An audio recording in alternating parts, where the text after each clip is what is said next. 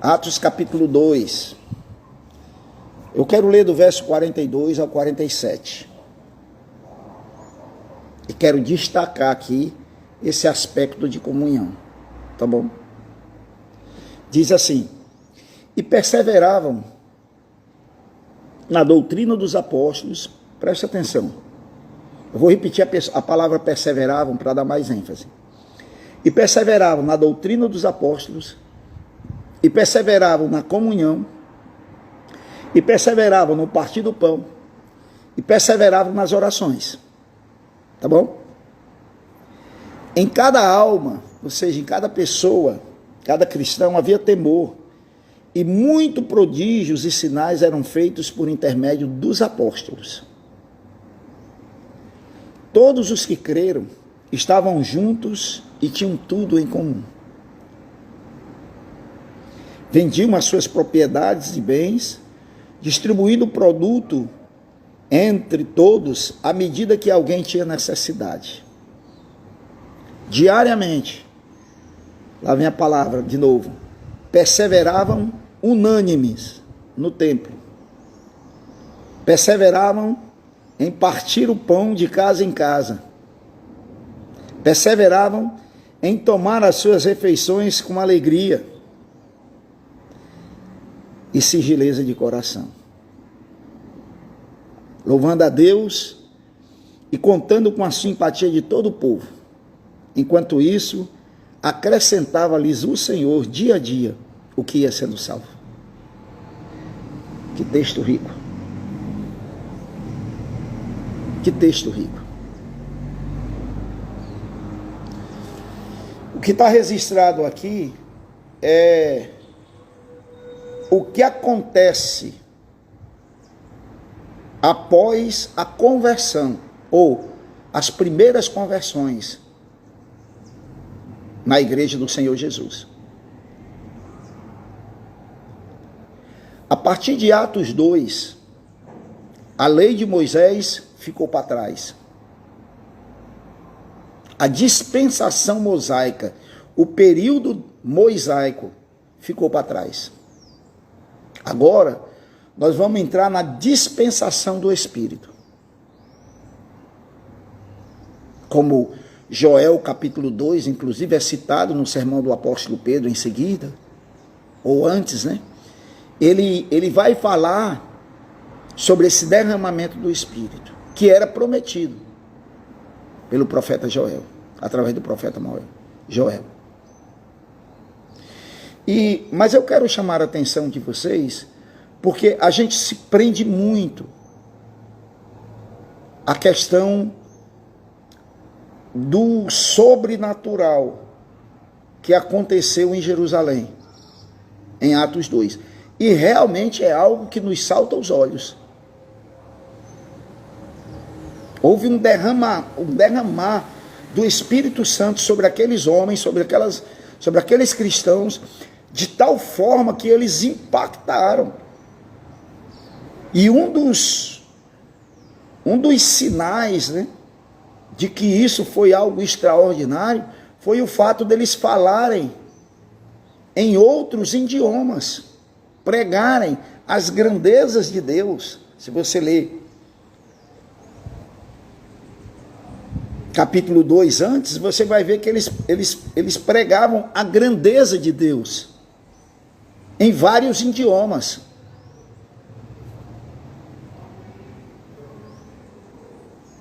O que eles estavam falando aqui eram línguas estrangeiras. Eu não quero entrar muito na questão da língua estranha,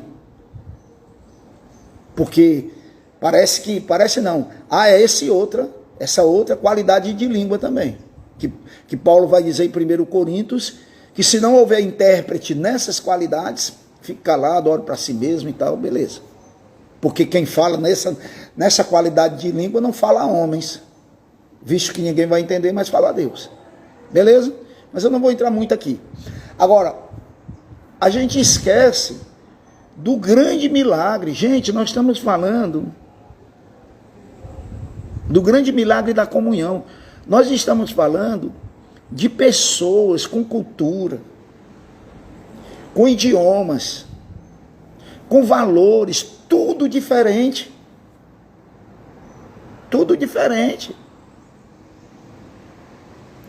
Você querer comparar um grego que exaltava a sabedoria com um romano que exaltava a força física, a força bélica, são opostos.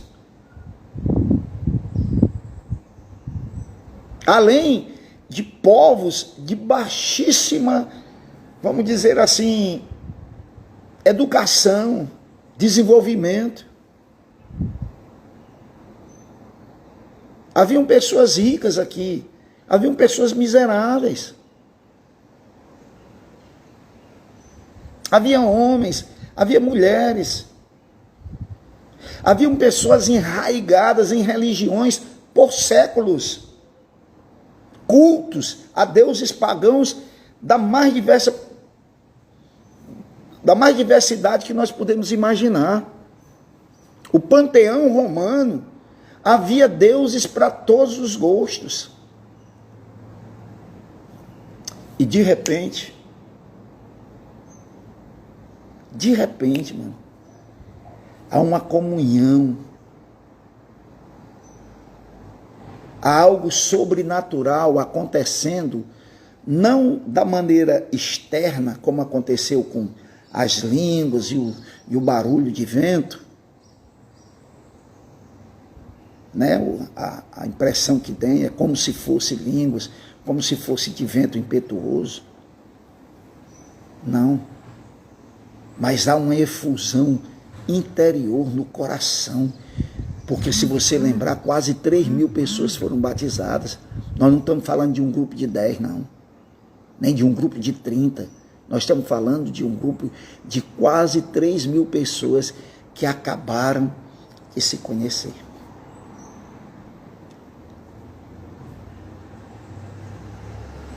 Então, o tema hoje é cultivando a comunhão. Porque se isso foi possível para eles, isso é possível hoje em qualquer lugar onde o Evangelho, onde Jesus é recebido, por pessoas como o Senhor e Salvador da sua vida. É uma contradição, é esquisito, tem nada a ver com o cristianismo. Pessoas que se convertem e que não conseguem andar em comunhão. Você não se converteu. Ou não entendeu. Provavelmente, eu acho que não convenceu, porque assim como aconteceu aqui, o que foi que aconteceu com eles de ter essa comunhão forte? Foi a presença do Espírito Santo na vida deles.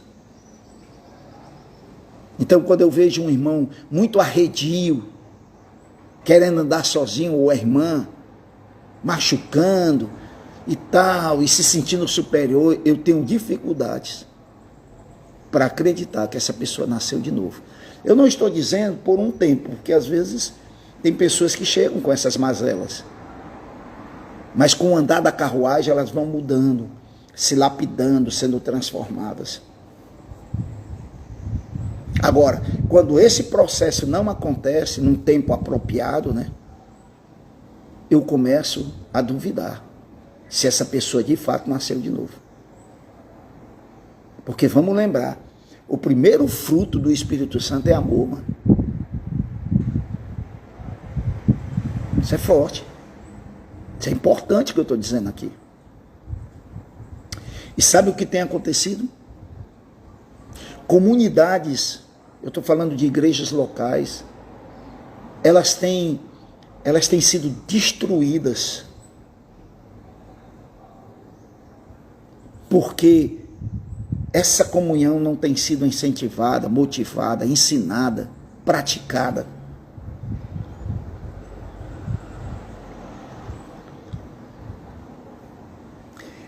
Muitas pessoas, elas crescem em lares, em famílias desestruturadas.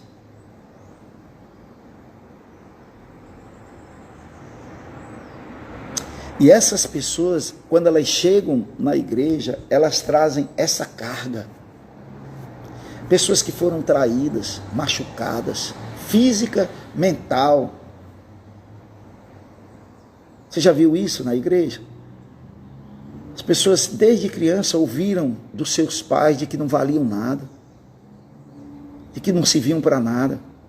E essas pessoas trazem essa bagagem. Pessoas que literalmente foram, elas não foram corrigidas, elas foram espancadas. Porque a Bíblia manda corrigir a criança. E às vezes com vara, no bumbum, né? Não para machucar, mas tem pessoas que foram espancadas. Pais e mães que o que tem na mão arrebenta no rosto da criança. Essas pessoas trazem essas mágoas profundas no coração. Porque o inchaço do rosto, do corpo, com os dias, né, passa. Mas a marca do coração não passa, não. E essas pessoas chegam nas nossas comunidades. Não é por acaso que a Bíblia nos ensina tanto que nós precisamos aprender a viver como família de Deus. Eu sou seu irmão, você é meu irmão, você é minha irmã. Nós somos irmãos. Você entendeu isso? Você sabia que em Cristo Jesus nós somos mais irmãos um dos outros do que os irmãos sanguíneos? Porque os irmãos sanguíneos, esse vínculo só funciona enquanto estiverem vivos. Mas os irmãos e irmãs em Cristo Jesus é para toda a eternidade.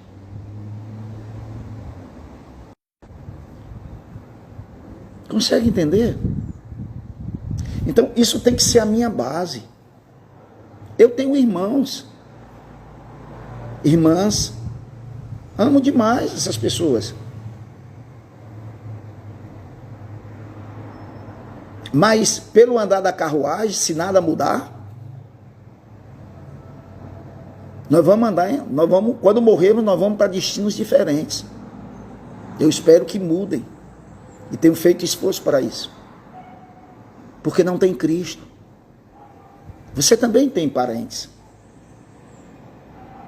Tem pessoas que tratam os seus irmãos, né, como se fosse algo que vai continuar. Vai não, é por isso que Jesus diz, rapaz, olha, se você não me amar mais do que pai, mãe, irmãos. E aí ele vai na lista. Porque esses relacionamentos, eles são aqui, para a terra, enquanto estamos vivos.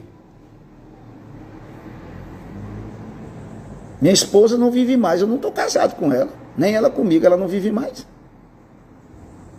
Pessoas que perderam filhos, deixaram de ser pai daqueles filhos. Tem a lembrança. Agora, deixa eu dizer algo que eu acho muito importante. Só uma observação, eu quero falar 2 pontos hoje.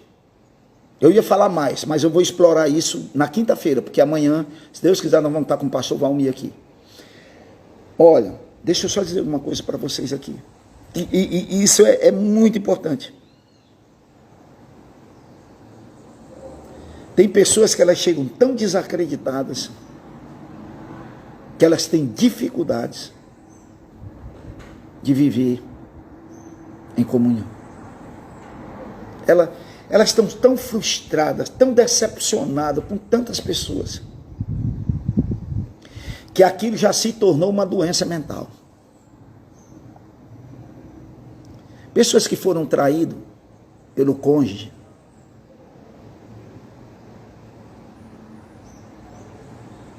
essas pessoas, elas têm dificuldade de voltar a acreditar em alguém. O que é natural. É natural. Mas como é que isso vai acabar? Claro, a presença do Espírito Santo, não podemos esquecer disso. Na vida dela, ela nasceu de novo. Paulo diz em 2 Coríntios 5,17, que se alguém está em Cristo, é nova criatura, ou nova criação. as coisas antigas já passaram, eis que tudo se fez novo. Faz sentido aqui?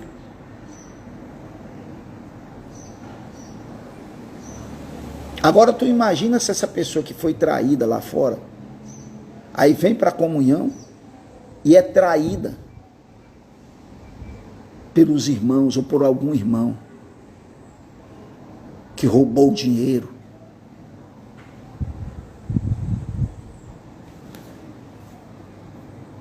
Pode imaginar a história de, por exemplo, um marido que foi traído, que flagrou a sua esposa num relacionamento íntimo com a amante. Aí, algum tempo depois, ele traz essas feridas, ele refaz sua vida, ele casa de novo. Aí ele encontra Jesus, aí ele vem para a igreja e a mesma coisa acontece com um camarada dentro da igreja, vai fazer a mesma coisa com ele. A probabilidade dessa pessoa desistir da fé, mano, é muito grande. Meu Deus! Quando Jesus nos alerta a respeito do joio no meio do trigo, isso é real. Mas deixa eu dizer duas verdades que a vida em comunidade exige. Só vou falar de duas, eu ia falar de 5. As 3 eu deixo para quinta-feira. Eu vou sequenciar isso aqui. O que eu vou estar falando agora é parte 1 e parte 2, tá bom? Em primeiro lugar, toda vida em comunidade saudável exige sinceridade.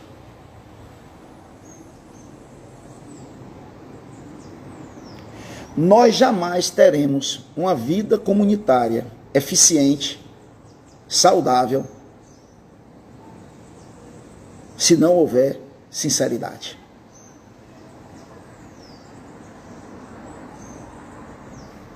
Isso é muito forte. Quando nós, em comunidade, não estamos vivendo em sinceridade, essa comunidade está fadada ou a morrer ou a não transformar a vida nenhuma.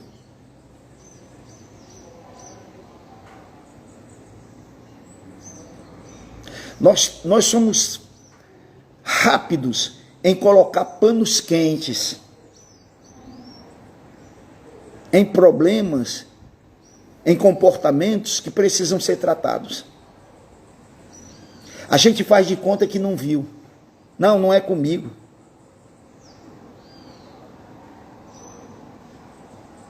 Só que essa pessoa, ou você, como essa comunidade não trata, você continua errando. Você continua no erro, porque ninguém tem a coragem e o amor para dizer para você e para mim: pastor, o senhor está errado.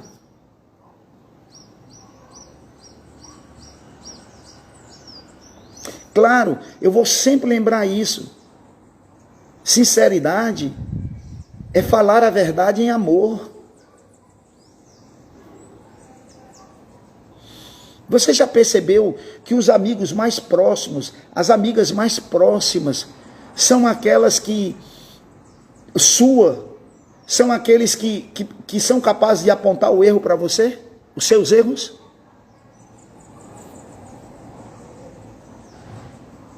Em amor. E elas estão fazendo isso não para lhe julgar, não para se sobrepor a você. Não se trata disso não.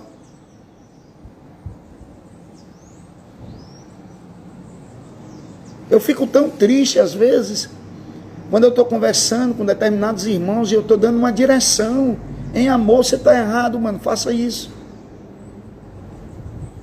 Esses dias, eu estava conversando com um irmão, vivendo uma dificuldade, e ele estava errado, e eu estava dizendo: olha, faça dessa forma. Não, pastor, eu respeito muito o senhor, mas eu não vou seguir essa orientação. Eu disse para ele amorosamente: você não me respeita. Porque eu estou te dando uma orientação que vai restaurar a tua vida, mas você não me respeita. E sabe o que vai acontecer? Você vai continuar nesse erro, porque você não me vê como seu pastor. olha o mal que esse irmão está fazendo a si mesmo. Não é a mim, não. Não é a mim, porque eu não tenho que impor, eu sou seu pastor. Não, eu não faço isso não, filho. Se você não me vê como seu pastor, se você não se vê debaixo de uma cobertura espiritual, da minha cobertura espiritual, ou da cobertura espiritual de algum líder de célula, ou um discipulador, uma discipuladora, se você não se vê debaixo dessa cobertura, você está desprotegido, desprotegida, para o seu mal. Eu sei que eu estou errado, pastor, mas eu não vou me submeter aqui, não. Não, eu vou fazer do meu jeito. Paciência, filho. Paciência. Você vai quebrar a cara. E quando você quebrar a cara, sabe para onde você vai recorrer? Eu vou conversar com o pastor Josemar. Aí pode ser que nesse momento, e eu estou dizendo isso, não é que eu sou melhor do que ele, não, porque também a gente comete esses erros. Às vezes eu dou com a cara na parede, aí depois eu digo, não, rapaz, bem que o fulano disse lá, mano, e eu não ouvi.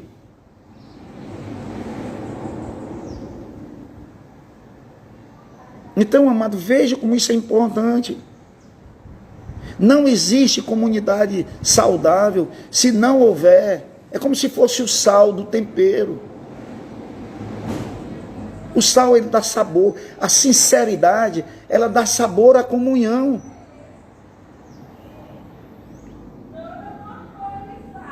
E sabe de uma coisa? Que as pessoas que você mais ama, avalie se isso não é verdade. As pessoas que você mais ama são as pessoas que são sinceras com você. Não são pessoas que ficam passando pano para a gente, não. Provérbio, né? Até anotei aqui para não esquecer.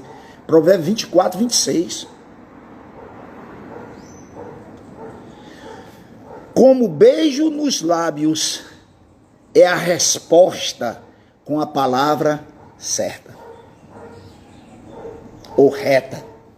Ou sincera, dependendo da tradução.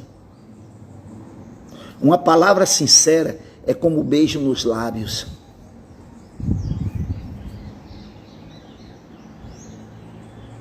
Eu nem posso imaginar quantas pessoas foram para o inferno porque alguém não foi sincero com ela, para não machucar. Eu não estou dizendo que essa pessoa ela foi insincera, não, porque quis, por maldade, não, porque não vou machucar não tem nada a ver com a minha vida, não, é a vida dele. Meu irmão, nós vivemos numa comunidade. Eu vou errar, você vai errar.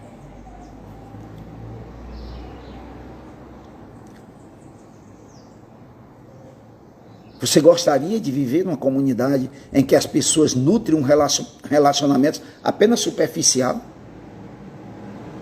Que não tenha ninguém dentro dessa comunidade para chegar para você amorosamente e lhe dizer a verdade, você está errado.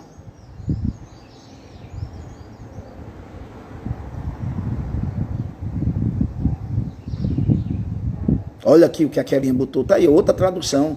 O que responde com palavras retas, sinceras, são como beijo nos lábios.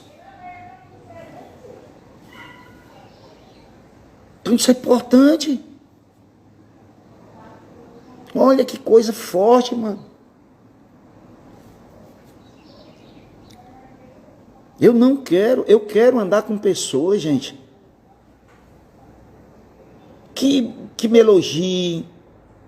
Eu quero elogiar pessoas, eu gosto de elogiar pessoas, de trazer palavras de verdade. Eu não estou mentindo, não. Quando eu olho para vocês e digo, olha, vocês são muito especiais, é porque vocês são.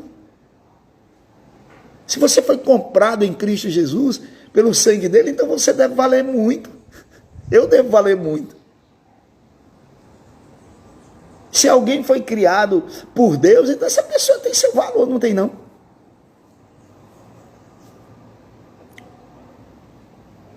Mas nós não podemos,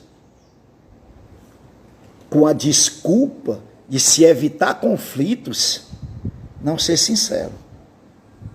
Eu não gostaria disso não, gente. Não gostaria disso não. É por isso que o apóstolo Paulo diz em Efésios 4, falando a verdade em amor. Falando a verdade em amor, mano. Olha, a verdadeira comunhão, quando é que um casamento é saudável? Quando os cônjuges são sinceros uns com os outros. Abre o coração. Abre o coração. Agora tem cônjuge que é tão, eu vou usar assim, né?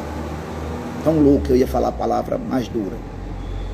Insensato. Que às vezes o seu cônjuge está abrindo o seu coração e depois ele vai usar isso contra a pessoa. O que é que ele fez? Ele quebrou um vínculo de comunhão. Aí o outro vai falar para qualquer pessoa, mas não fala para ele ou para ela. Por que tu não me disse isso? Para que eu vou te dizer? Se tu vai me julgar. Se mais tarde tu vai usar isso contra mim. Isso é perverso, velho. Quando nós tratamos os conflitos de maneira correta, com amor, mano, isso é curativo. Eu já disse isso, né, ontem. Eu estava falando sobre Tiago, capítulo 5, 16, orando um pelos outros e confessando os nossos pecados uns aos outros. As pessoas, elas valorizam mais a sinceridade do que bajulação. Outro provérbio 28, 23. O que repreende ao homem achará depois mais favor do que aquele que lisonjeia com a língua. Uma pessoa sincera vai encontrar mais favor daquela pessoa que você repreendeu em amor, né? Vamos lembrar sempre disso. Em amor. Do que aquele que fica lisonjeando, puxando o saco no popular. Eu tenho muito medo de pessoas que vivem para puxar saco dos outros. Porque essas pessoas, elas são insinceras. Quando elas encontrarem alguém com valor maior na perspectiva dela, ou ela tem um interesse diferente, ela despreza aquele. É por isso que Tiago vai nos ensinar que nós não temos que ter acepção entre o pobre e o rico. Tiago diz, rapaz, como é que você vai dizer para um rico, sente aqui do lado, enquanto você vai dizer para um pobre, vai lá para o fim da igreja, lá para o final, lá para o fundão. Quem faz isso é um bajulador. Isso é forte, amado. Agora, preste atenção. Franqueza não é licença para você dizer o que quer, onde quer e quando quiser. Isso não é fraqueza, isso não é sinceridade, não. Isso é grosseria. Eu vou falar, porque eu sou uma pessoa verdadeira. Eu sou uma pessoa sincera. Não, você é grosseira. Você é estúpida. Que você não sabe falar a coisa certa na hora certa. Você quer dizer o que você quer dizer. Isso não tem nada a ver com sinceridade. Aprende com Eclesiastes 8, né? Ele diz que há tempo para tudo, velho. Há tempo para plantar e tempo para colher. Há tempo para me falar, ele diz. E há tempo de ficar calado.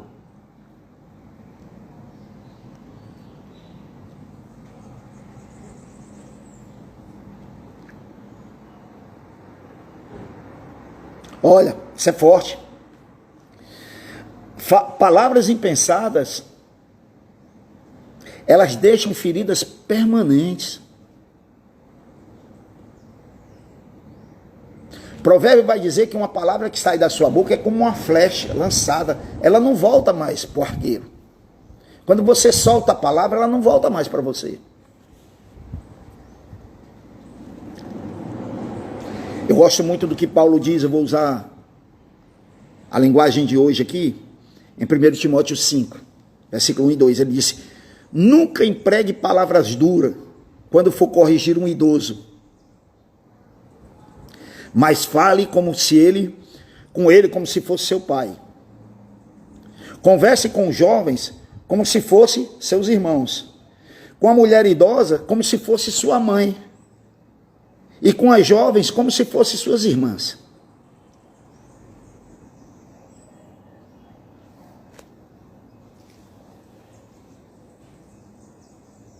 Cuidado. Eu vou repreender alguém? Porque é meu jovem, eu vou tratar ele como filho. Ele é meu filho, é minha filha. Se eu tenho idade, às vezes, até de ser avô dele. Pai. Ou se eu vou repreender é alguém que tenha mais idade do que eu.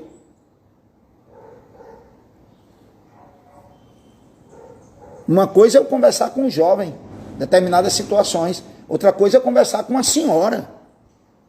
Eu tenho que medir minhas palavras. Mas tem gente que não faz esse filtro. Não, em nome de uma pseudo-sinceridade, que eu sou verdadeiro. Você não é verdadeiro, não. Você é grosseiro. Mas deixa eu ir embora, que eu já estou aqui há 32 minutos, velho.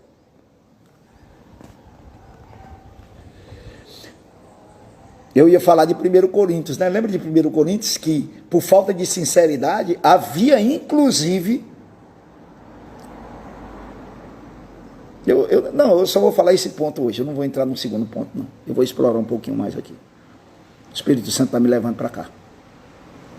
Eu vou ficar só nesse ponto, sinceridade. Amanhã eu quero falar de humildade, amanhã não, quinta-feira. O que é que estava acontecendo na igreja de Corinto? Havia um rapaz, um jovem, um homem, que estava tendo relacionamento com a sua madrasta, relacionamento íntimo. E ninguém na igreja estava repreendendo.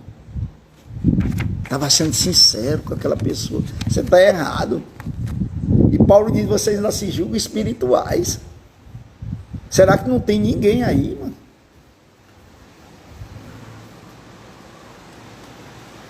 Em outra situação, havia irmãos que tinham causas financeiras ou sei lá de que questão, que estavam levando essas causas para juízes iníquos. Ele diz, rapaz, será possível que não tenha ninguém dentro dessa comunidade que trata isso? Vai ter que levar para um juiz iníquo. Vocês que vão julgar anjos, não conseguem julgar.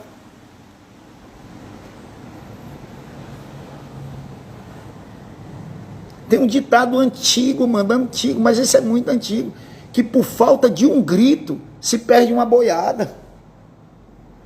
Não é antigo isso? Mas não é cheio de verdade esse provérbio popular?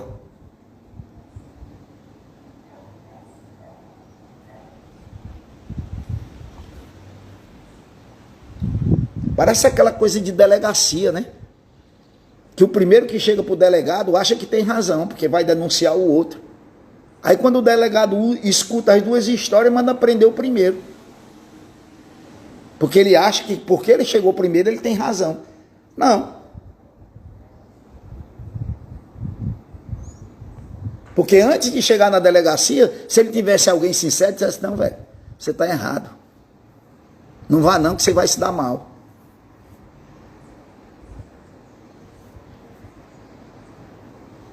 Isso é forte, meu amado. Nome de Jesus.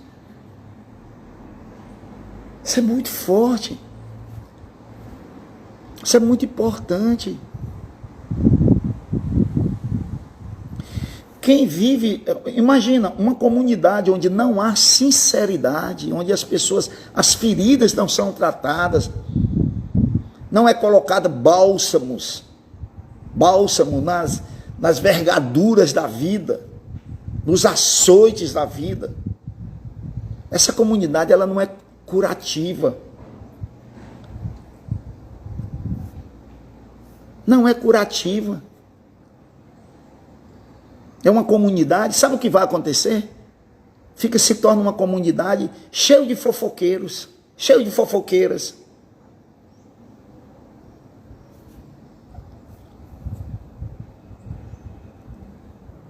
Cheio. O que é que Jesus nos ensina? Se um irmão te feriu, tu vai lá e trata com teu irmão. E se ele se arrepender, uma irmã, se arrepender, está resolvido. Se não resolver, tu leva alguém contigo, com mais experiência, e trata com essa pessoa. Mas se essa pessoa permanecer no erro, tu convida, não está falando uma igreja de 1000 membros, vai chegar na casa da pessoa, 1000 membros, aí não faz sentido. Vai para um grupo menor. Por isso que eu sou apaixonado por discipulado e uma a uma, né? E célula, e grupos pequenos. Porque essa comunidade menor consegue tratar. Um não conseguiu, 2 não conseguiu, 2 ou 3 não conseguiram. Aí aquele grupo diz, não, meu amado, por favor, faça isso não. Aí essa pessoa diz, não, eu continuo errado. Aí Jesus diz, trata como um publicano, como um pecador. Não é que eu vou dar as costas para ele, não. Não existe isso, não. Nem vou expulsar ele da igreja, não. Mas eu só vou dizer, tu está querendo andar no teu erro, toca o teu erro. No dia que tu quiser mudar, que tu está errado. Nós estamos sendo sinceros, amorosamente estamos te dizendo isso.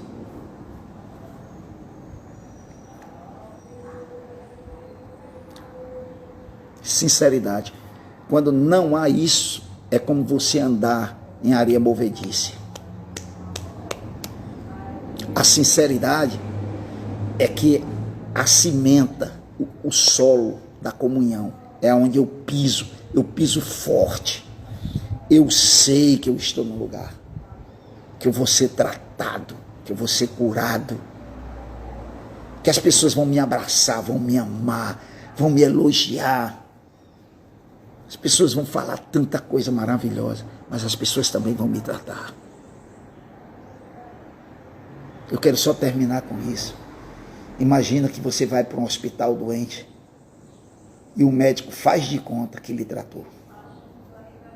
E você sai de lá fazendo de conta que foi tratado. Isso vai resolver teu problema? Óbvio que não, né?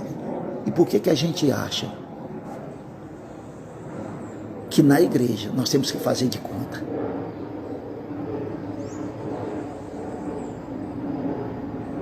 Não. Como eu disse no início, tem pessoas que vêm nessa ilusão, mas precisam ser restaurados e restauradas. E como é que isso vai acontecer? Quando elas são abraçadas, amadas, corrigidas sinceramente.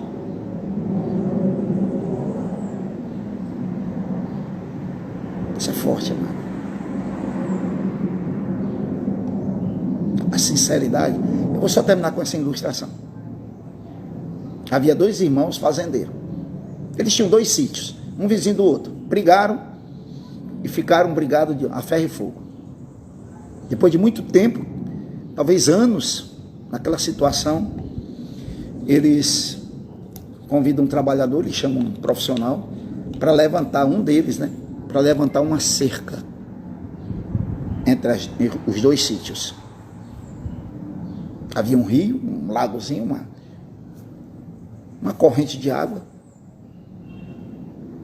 E aí um mandou levantar uma, que era para sequer olhar para a casa do irmão vizinho. Ele não queria nem ver a casa, quanto mais o irmão.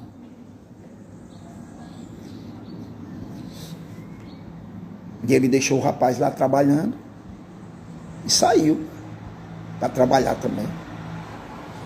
Quando ele voltou à noite, para surpresa dele, o rapaz não tinha construído uma cerca que separava, mas com a mesma madeira tinha construído uma ponte que unia.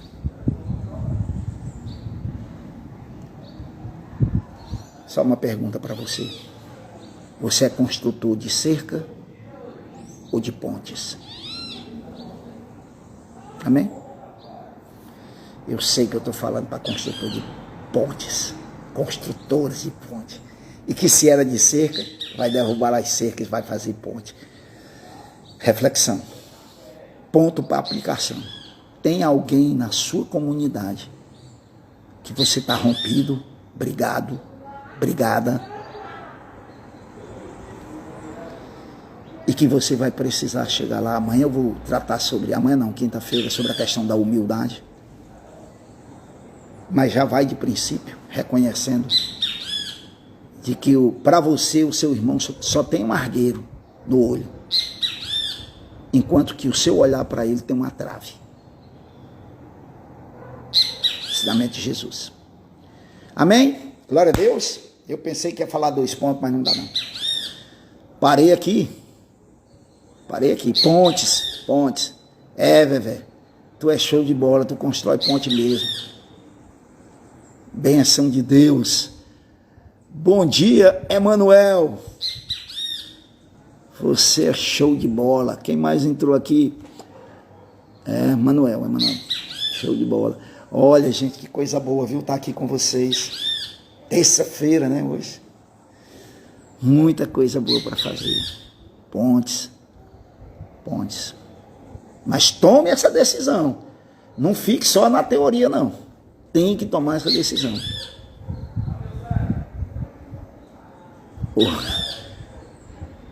Alguém disse assim, né? Disse para mim, numa reunião e tal, eu já até falei isso. Ele disse assim: rapaz, o cristão é o único soldado em guerra que, quando o seu parceiro é ferido, ele acaba de matar. Isso mudou a minha vida. Porque eu era meu amigo, eu era um excelente construtor de cerca. Pense num caba. Eu vivia num mundo, no meio, em que as pessoas começavam a se dividir denominacionalmente, depois dentro da própria congregação, dentro da própria comunidade, e isso adoece o nosso coração. Pessoas doentes.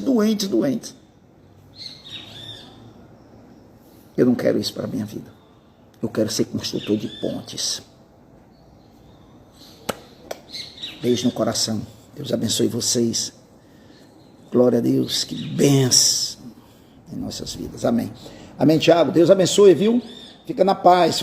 Preciso parar mesmo. Eu estou me estendendo demais nessas lives. Eu não queria isso, de verdade.